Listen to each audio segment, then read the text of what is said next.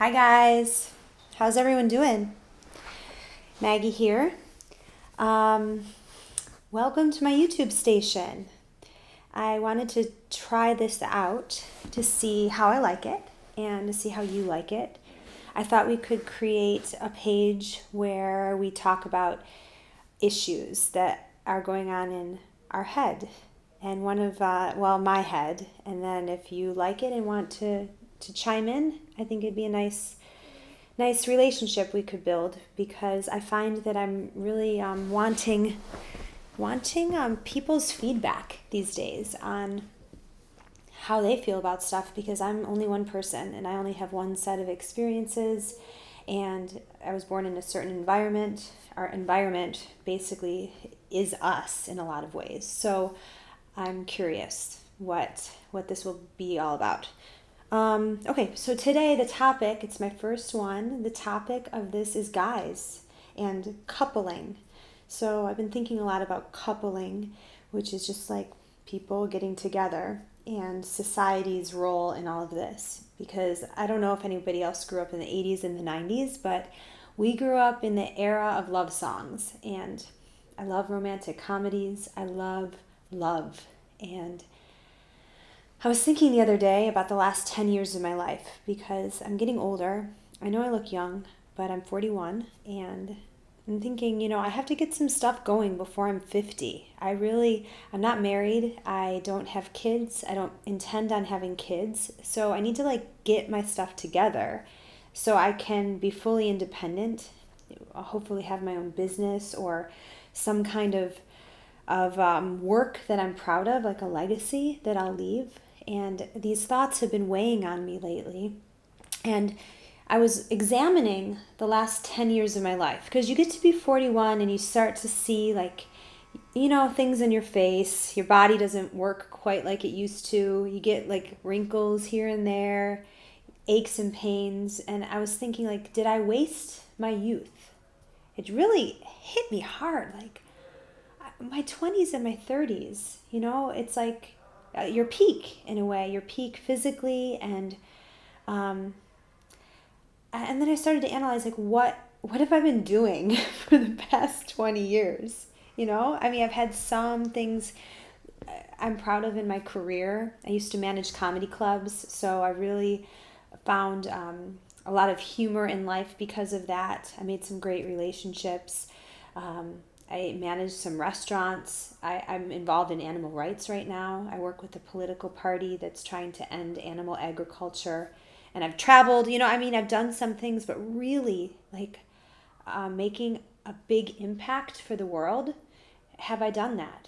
You only live once. And I grew up Christian. So for 28 years of my life, I thought there was heaven and it was going to get better after this. And then when I deconverted when I was 28, you can actually watch an interview I did about this. I'll put a link in the comments section below if you're interested in hearing more. But when I was 28, then I realized oh, this is all there is. And you don't get a second chance at this, So what have I been spending the last 10 years on my life? With my life? And the answer was guys, men. And I was thinking, okay, why? So I realized it's because my physical body and my emotional body feel this need to have somebody love me. And so the physical needs, let's just talk about that. I like to be held. I like to touch. I'm a yoga teacher, so I love bodies. I love an embrace that makes me feel safe.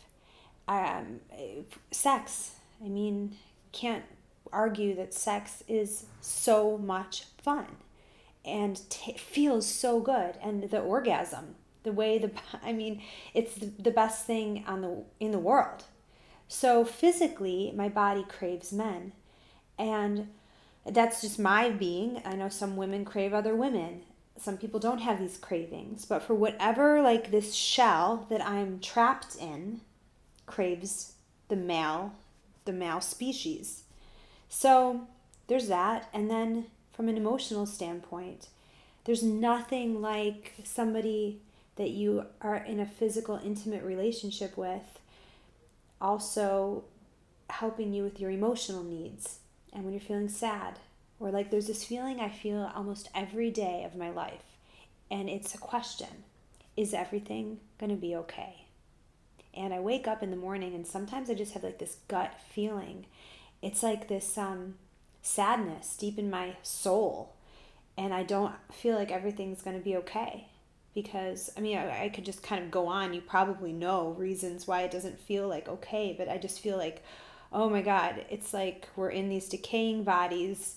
The world doesn't seem to be getting better. The environment, the animals are suffering, people are suffering, people are animals. There's all these things that are going through my mind. So because my mind like flits around like this, I had to turn to meditation and yoga, which has helped, but nothing helps like having somebody there as a stable figure to talk to be intimate with.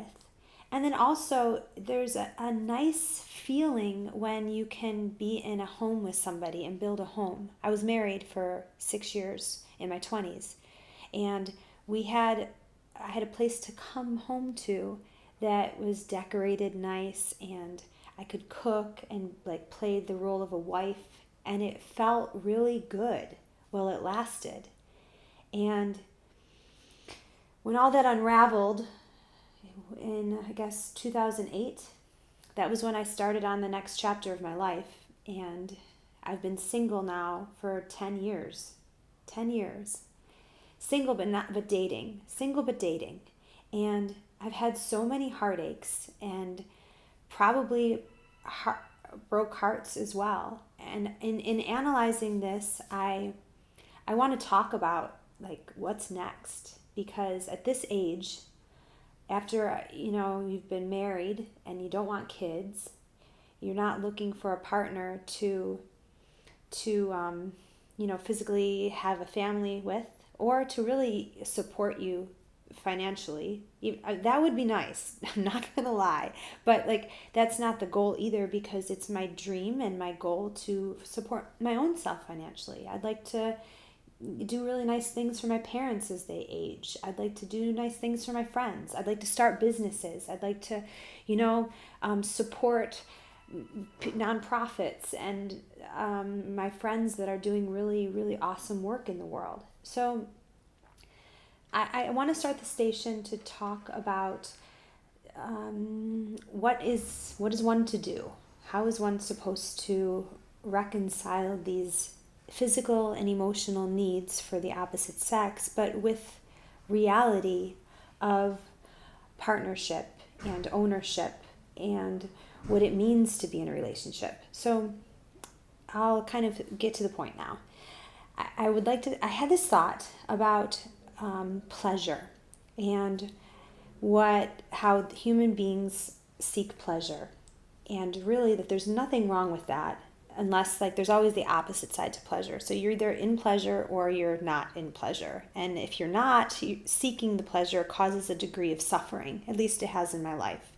And when I'm in a relationship with somebody that's like a pleasure partner, I'll call them, I am gaining pleasure in my own life from what they are bringing into my life. So, for example, I'll explain this using a relationship that I had in the not-so-distant past. Somebody that I really liked a lot. I mean, I would even say at one point in the relationship, I think I loved them. But at this point, I'm not even sure what love is. It sounds sad to say, but...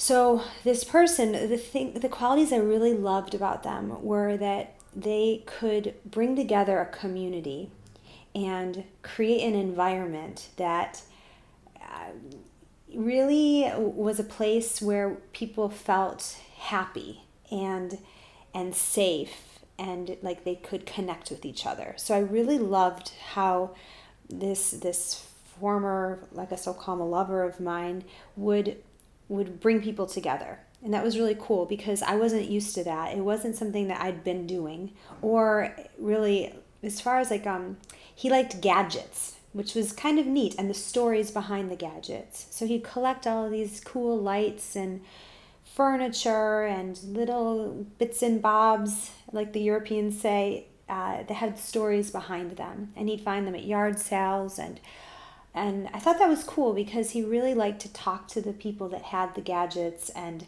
and then he'd bring them out, and it would create this environment of like everyone's having a good time. So when I met him, I was really drawn to him because of this. And then on a physical level, I really enjoyed his physical body. I think that's important as well. And then I really enjoyed how he really cared about people. Like as an animal rights activist, sometimes I get a little angry with the way people are, that especially if somebody's going to eat meat or dairy or eggs, like knowing so much about these industries and how they harm the animals, sometimes I'm like mad. But he didn't have any of that. He wasn't vegan, and he really, really cared about people and wanted what was the best for the aging community. So he'd be thinking about ideas like, how can we make life more pleasant and a higher quality of life for people that are aging? And that was something I'd never thought about. So in being in this relationship with him, I felt like I was taking on some of these qualities of him, because it was adding thoughts to my life that I hadn't thought of before. It was adding like a kindness to people and community in my heart. So when I was around him, I was liking who I was more. And I think in a lot of ways, I was doing that for him. He liked how I was a mission-driven person, and I'm into yoga and physical fitness and eating healthy. And I think that he enjoyed those aspects of me. Okay, so he's getting pleasure from the being that I am. I'm getting pleasure from the being that he is.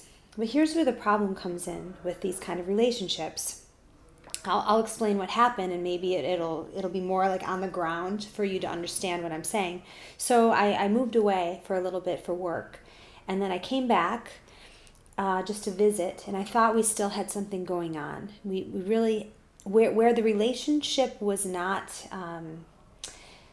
wasn't healthy was in the communication. We couldn't really talk about certain things, and he was unable to express certain emotional ways that I wanted to talk more about, but I couldn't even bring them up because I felt like scared or something to bring up something like, where are we going, or is this, how do you feel about me? But I mean, so much more than that. So the relationship had a container within which it worked best. And it was mainly these pleasure type things, the getting together, the sex, the learning from each other.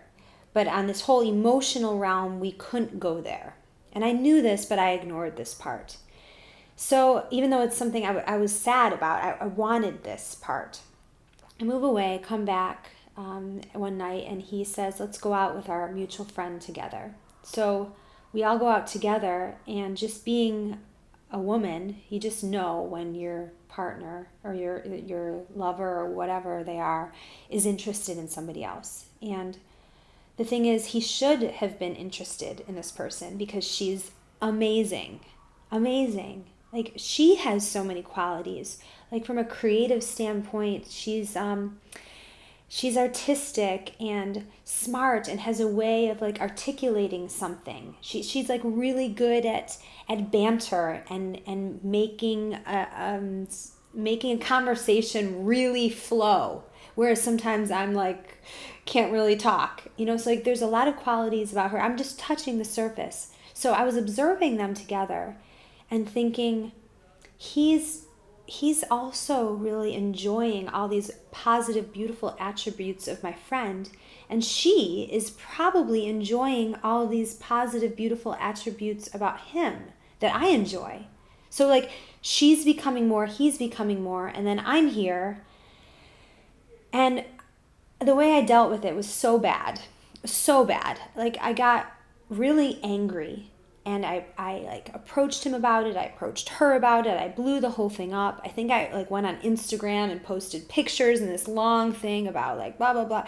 And it was like, I was embarrassed myself by the way I acted. But the thing is, it really caused me to examine, like, where did that come from? And what is up? What's up actually with relationships? How do we, this is my question to the whole community, how do we have somebody that's like so wonderful? When you start to see like wonderfulness in people, you see it in like him, I see it in other guys. I mean, this is just one example, but I have so many other people that like I get really deep, different is the key, things out of.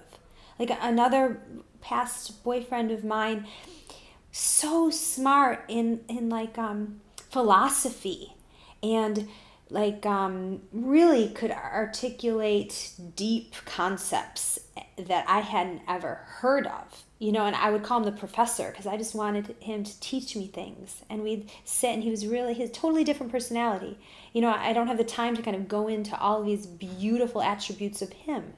So like this is another pleasure driven relationship I had.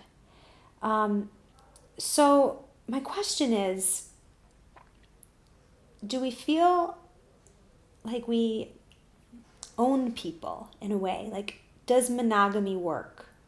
Because I'm, you know, at the age I am now, and I've yet to find somebody that I feel like I can say to them, you just be mine and I'll just be yours, and we give each other, the container of which our relationship works is like the biggest it could possibly be. It's forever, because like how, even if the container is this big, I'm talking about like the framework of which you can discuss topics or of which you like enjoy things, like there's still something outside of this. So how do we reconcile that?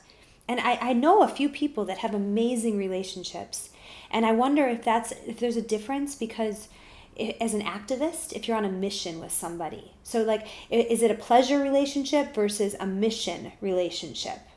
And in the mission one, does it mean that because you're on a mission together to whatever your mission is, because that is aligned, even if it's just like raising a family and that's your mission, and you find that, then do you not need these other outside pleasure relationships that, you know, bring about other things in yourself, other understandings and learnings?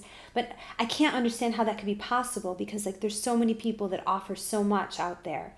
So I hope I explained this how I wanted to.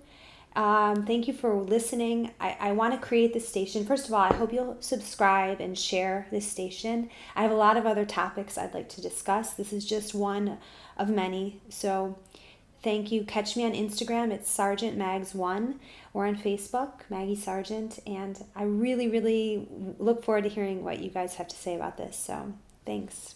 Bye.